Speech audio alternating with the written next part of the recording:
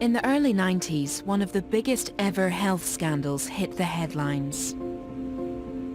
It was discovered that contaminated blood had been given to haemophilia sufferers, resulting in thousands of people across the UK to contract HIV and hepatitis. Decades later, the victims and their families are still looking for answers. The receptionist said, "Yes, you're Hep C positive." And I said, "What do you mean?" And there was a pause and she said, "Oh, I don't think I was meant to tell you." Nearly 6,000 people in the UK suffer from the genetic blood disorder haemophilia, which mainly affects men. Haemophilia is an inherited condition, which means that your blood doesn't clot. If you or I were to cut ourselves, we'd bleed for a while and then the bleeding would stop. If you're a haemophiliac, the bleeding doesn't stop. Since the 1970s, the main treatment for haemophilia has been Factor VIII, a product made from donated blood plasma which enables the blood to clot. Patients can inject themselves with the drug. The issue is that in order to make a small vial of this drug, you had to gather the essential ingredient from thousands of donors. So just by the very fact of doing that, you've increased the chance of an infection 1,000-fold. Up until the late 80s, heat treatment was used to kill off any infection in donated blood. In England, they started treating their blood supplies to eradicate both HIV and hepatitis C at a fairly early stage. In Scotland, we only heat treated for one of those, for HIV.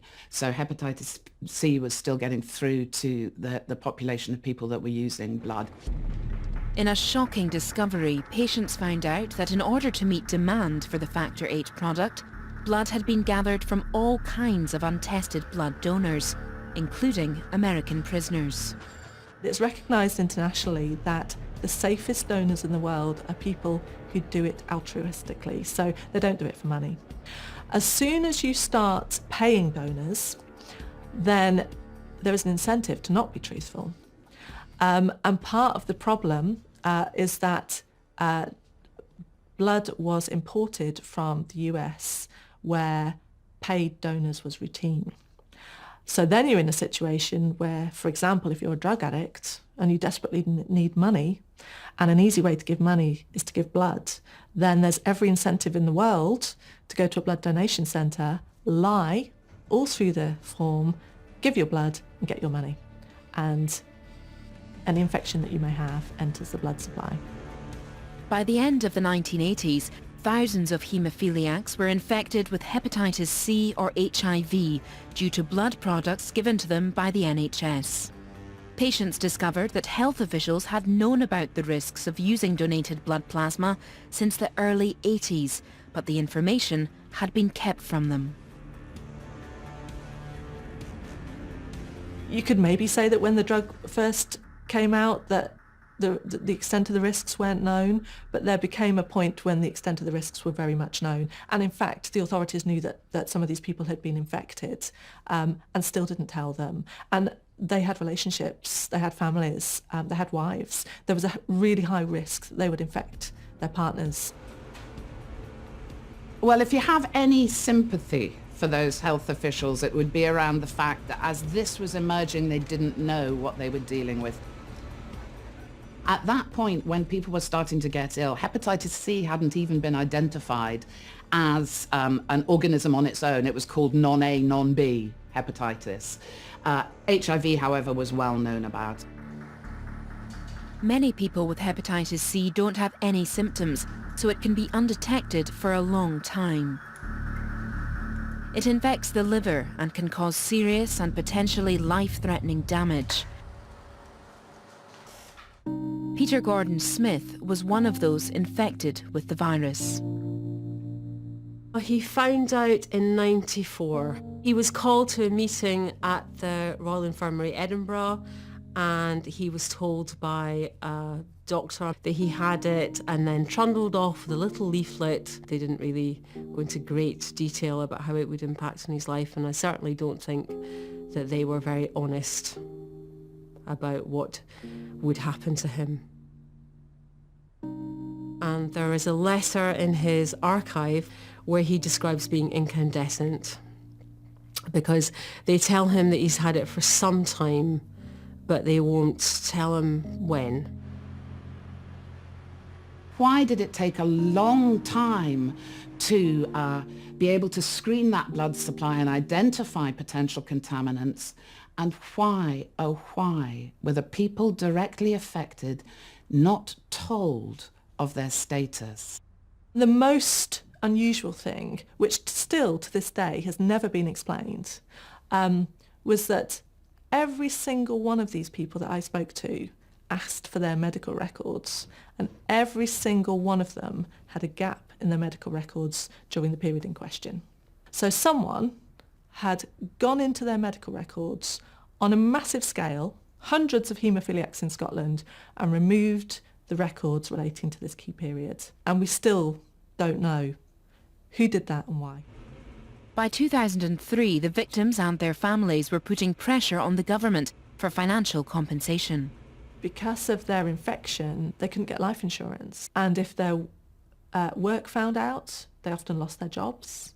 So actually, not only did they need compensation for what they've been through, but they actually needed money in order to live the same life that other people were living.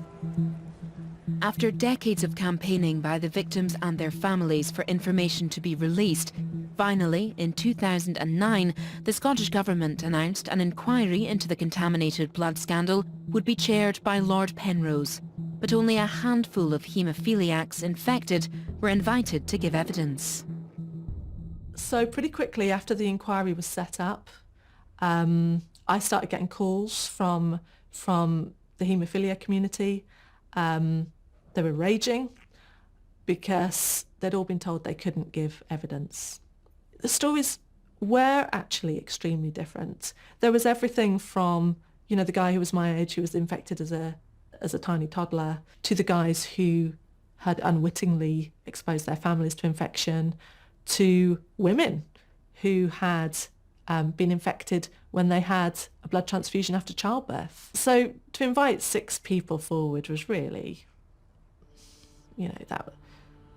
that's just insulting. In 2015, 6 years later, and at the cost of £12 million, the findings of the Penrose inquiry were announced. Today, the first ever official inquiry into the disaster recommended large-scale testing. The inquiry therefore recommends that the Scottish Government takes all reasonable steps to offer a hepatitis C test to everyone in Scotland who had a blood transfusion before September 1991 and who has not been tested for hepatitis C.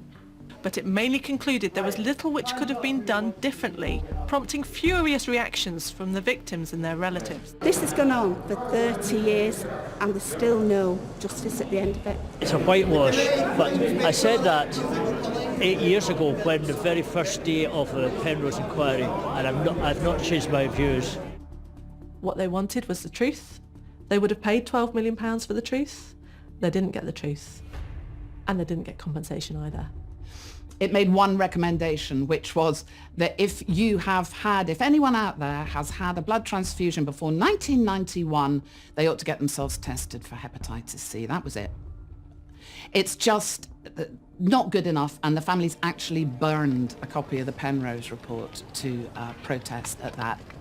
An absolute outrage. The people I've just sat through that meeting are absolutely disgusted by this report. £12 million that's cost, and for what? It's come with nothing. One of the most heartbreaking things about this story is that during the time that I was pursuing it, my interviewees died.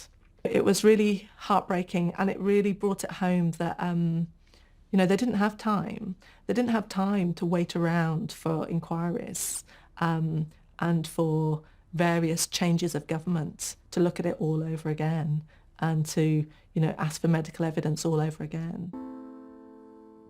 Peter sadly passed away in July 2018 after developing liver damage due to the hepatitis C infection. There are so many things about my dad that were my favourite thing. He was a very good man. You know, he was actually a very kind person. He was a poet, a musician, a writer. I mean, there's just so many things about my dad. But I think it was his cuddles.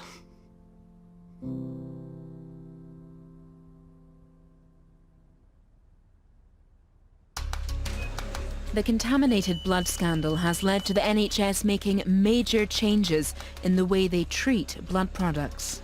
What was learned from the contaminated blood scandal has seriously cleaned up the act of blood transfusion services all over the world. In Scotland, it meant real investment in the laboratories where blood is processed, which up until that point had not been as rigorous as one might have hoped. And certainly there is really intensive screening now of blood supplies. And if you're a haemophiliac, you need factor VIII treatment. However, the good news there is that that is now being synthetically produced. Since the Penrose Inquiry findings, the victims and their families have continued to fight for justice. In 2017, the first UK-wide inquiry into the disaster was announced. Good evening. An appalling tragedy that should never have happened. That's what the Prime Minister called the contaminated blood scandal of the 1970s and 80s, as the government announced an inquiry into what's been called one of the biggest disasters in the history of the NHS. I think one of the issues about the blood contamination scandal really for me is how hard affected individuals and their families have had to fight to get any information at all, to get any inquiries, meaningful inquiries into what happened at all. Finally, with the UK-wide inquiry that is happening now, they feel more reassured that this is really being taken seriously. But it has been a long and grueling fight for them. The infected blood inquiry begins its Scottish hearings with claims that patients were misled about their treatment. The new inquiry is still ongoing and has been gathering evidence from victims at hearings all over the UK since April 2019. It's estimated 25,000 people have been affected. This inquiry states that it will be comprehensive, that it will fear no one, and that it is thoroughly independent. And it remains to be seen what will happen. I would simply say a society is judged on the way it treats its victims, and I think that the judgment is very poor. Surely the time has come to actually deal with this. Give compensation to people for what they've been through and recognise that some bad decisions were made.